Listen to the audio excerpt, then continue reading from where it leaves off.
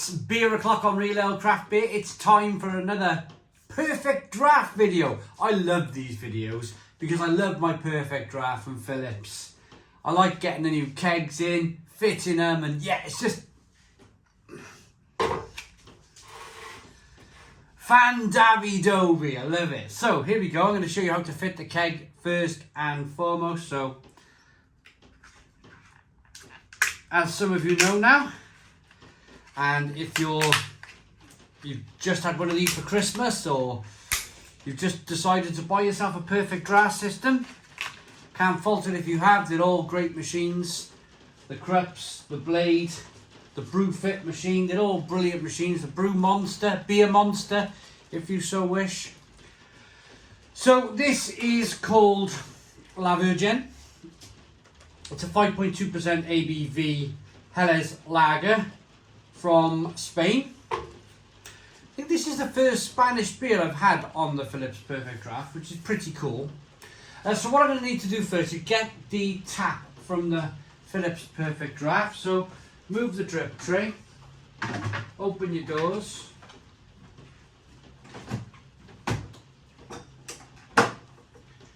remove your tap. You can rest that on there for now, if it will. So you open you get a new tap with each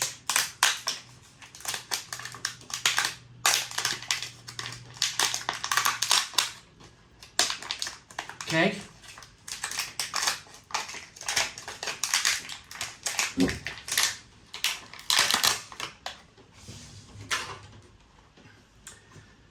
So get your line, new line, feed it down.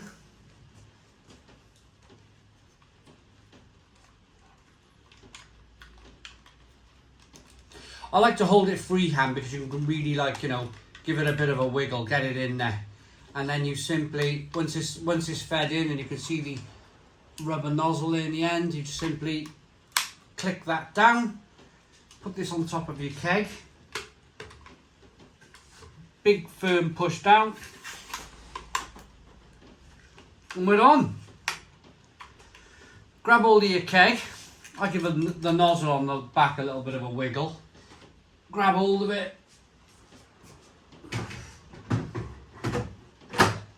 Slide it in. Blue plastic nozzles down. Shut your doors.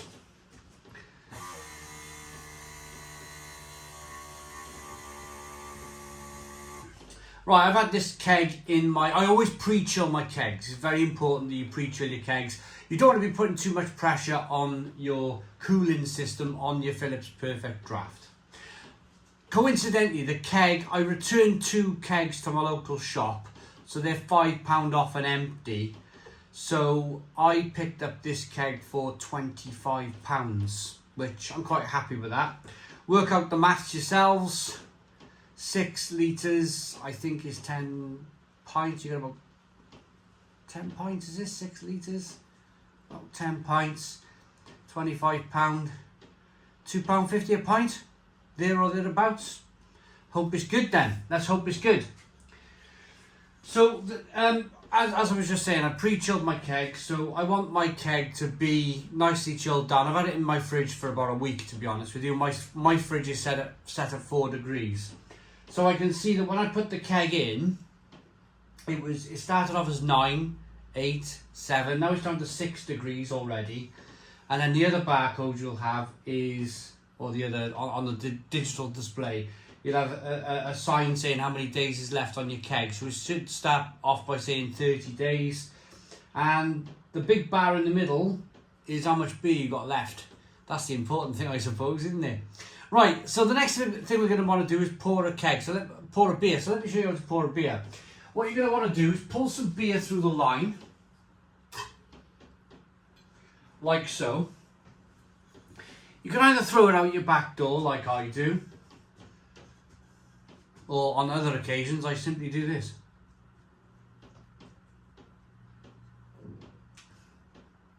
So you're doing 2 things.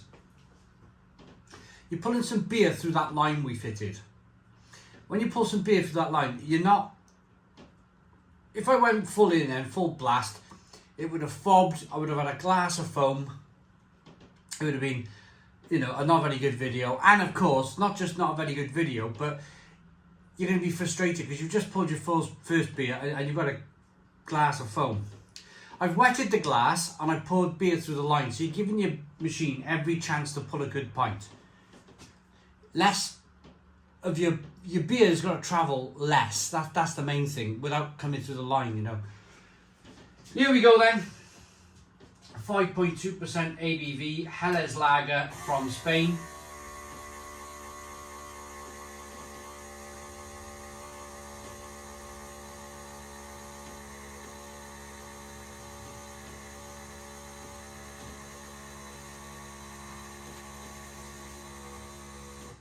That'll do me.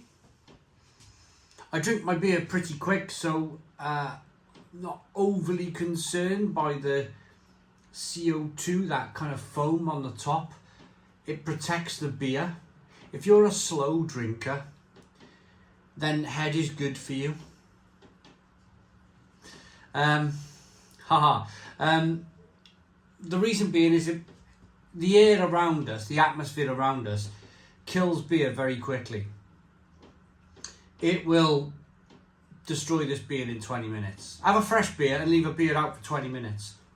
Taste your beer after 20 minutes. It'll taste different. So the Europeans, mainly I would say the Czechs, the Germans, the Belgians, they almost insist on a head on a beer to protect the beer from the environment around us. That little bit of kind of CO2 there, saving the beer. So we got a nice golden coloured lager here, slow moving carbonation, 2 to 3 finger white head. Let's get the aroma. Relatively, yeah, it's a very clear beer. I'm not gonna kind of, yeah, that's clear. Aroma.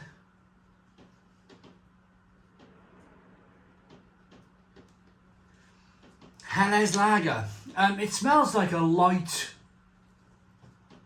Spanish lager, if I'm perfectly honest with you. It's going down the road of San Miguel, if you like, I think, in terms of aroma alone. Malt, crispiness, a little bit of sweetness, a little bit of spicy and pepperiness coming through from the hops in the beer. Shall we dive in? Cheers, everybody.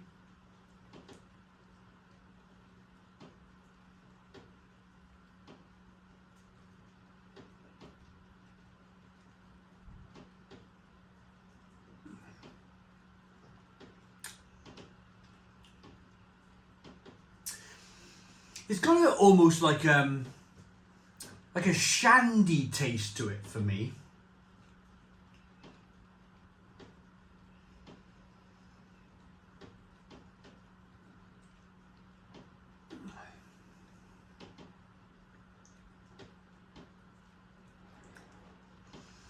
Yeah, it's quite a it's got a nice bitterness on the back end. But it's sweet and lemony, almost like you've had some people drink lager and dash. A lager and a dash is a lager with a dash of lemonade in the top. Some people, like my wife, likes drinking shandy. This has got an almost like shandy taste to it. Lemon shandy.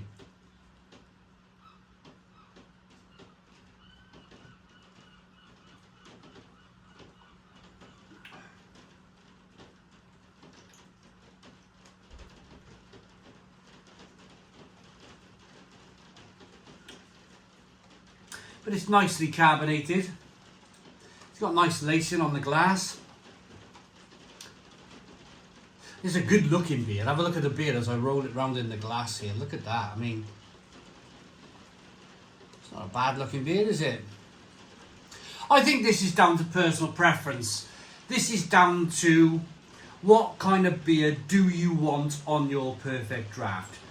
Some people get really excited by the Weiss beers. Some people get really excited by the stouts, the Magic Rock Dark Art Stout. There's some people out there who have recently purchased the Brewdog Punk IPA. Really excited by that.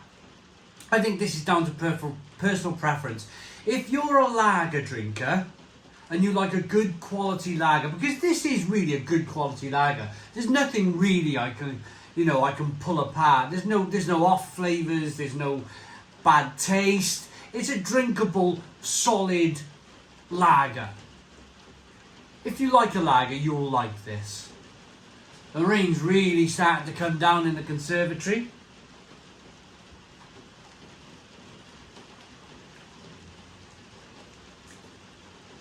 If you want, you can have some of you wonderful people comment all the time. What are you doing digging in the garden? I've been out in the garden digging for 2 months, and I'll show you why it's taken me 2 months. First of all, should we finish this beer review? I'm going to rate this. Rating for this beer. Looks good, smells good, tastes good. If you like a lager, it's a decent lager. It's a 7 out of 10. 7 out of 10 from Real Ale Craft Beer.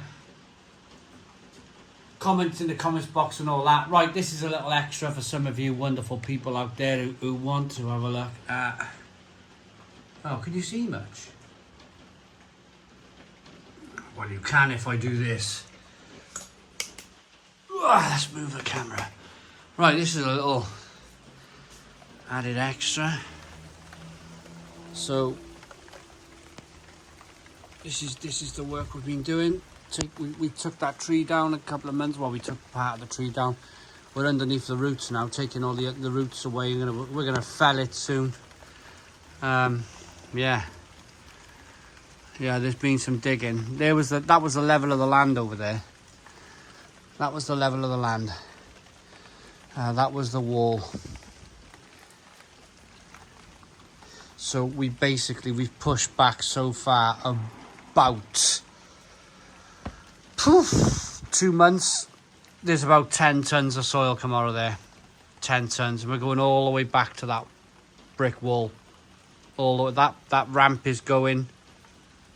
That's going. Once the trees are gone, that's all being pushed back. And then we got that pile in the corner. That used to be the access to the garden, up until a couple of months ago. Up the steps there and across onto the garden. It was that high. And it was just a nightmare, because we'd come out the garden and we'd be faced with this massive wall of mud, and it was just it was a bit horrible, to be honest. But anyway, yeah, that's a little update for you. Been meaning to show you for a long time on this rainy Welsh day. Please put your comments in the comments box. Subscribe to our daily beer and food reviews. Give us a big fat thumbs up. Boom. Cheers.